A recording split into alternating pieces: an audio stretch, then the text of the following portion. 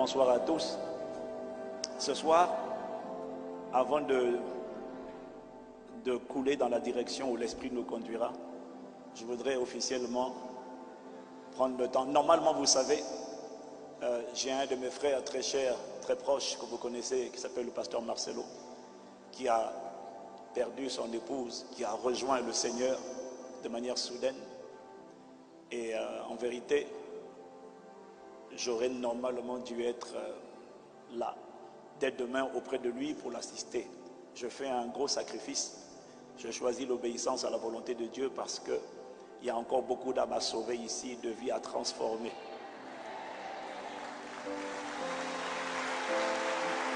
Dieu a un agenda pour la Guyane. Mais je reconnais que ce n'est pas un acquis et que le cœur était encore très peiné parce que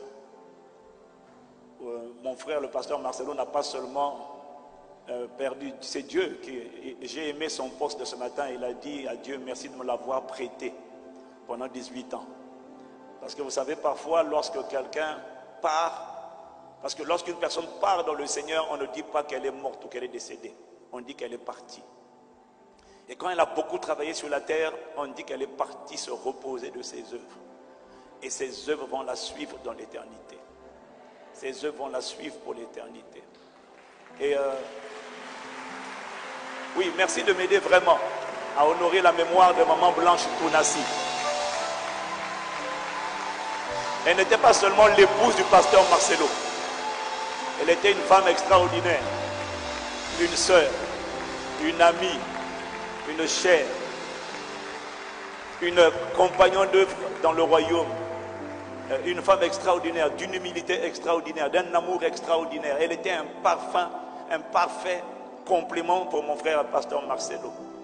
Et son départ, c'est vraiment comme si c'est vrai, il a été amputé. Mais nous croyons aussi au Dieu qui guérit les paralytiques et qui guérit. Lorsqu'il y a amputation, Dieu est capable de faire repousser le membre qui a été amputé.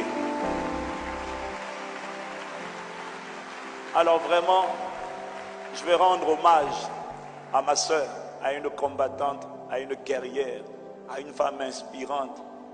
Et on ne pleure pas pour elle, on pleure pour nous qui sommes restés, parce qu'elle au moins elle a bien fini la course. Toi et moi, on est encore en course, et on prie que Dieu nous accorde la grâce de bien finir la course.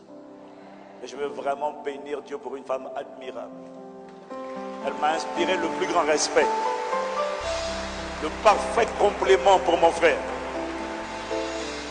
Un parfait complément. Elle a marqué son époque. Elle n'est pas seulement la femme du pasteur Marcelo. Elle est Maman Blanche Tounassi. Parce que tu vois, j'ai compris qu'il y a des femmes qui sont connues pour être la femme d'eux.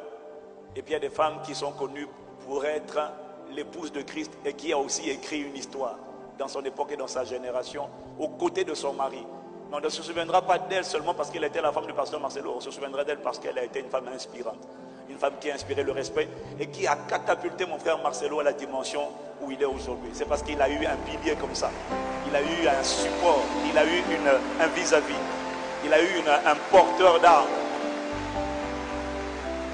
Alors,